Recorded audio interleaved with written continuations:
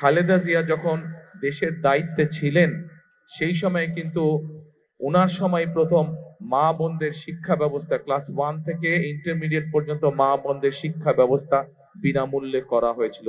মনে আছে আপনাদের মা বোনেরা? মনে আছে।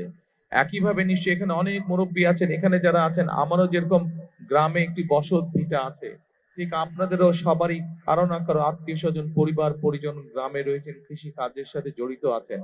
আপনাদের মনে আছে শহীদ রাষ্ট্রপতি জিয়াউর রহমান যখন জীবিত ছিলেন, উনি যখন দেশ পরিচালনা করেছেন সেই সময় আমরা দেখেছি কিভাবে উনি খাল খনন করেছিলেন, সেই খাল দিয়ে পানি এসেছিল এবং সেচ ব্যবস্থা সহ বিভিন্ন উপকার মানুষ পেয়েছিল সেই খাল খননের মাধ্যমে। আমরা দেখেছি যে কিভাবে সেই সময় বিভিন্ন ভাবে ব্যবস্থা গ্রহণের মাধ্যমে চাল ডাল তেল সহ নিত্য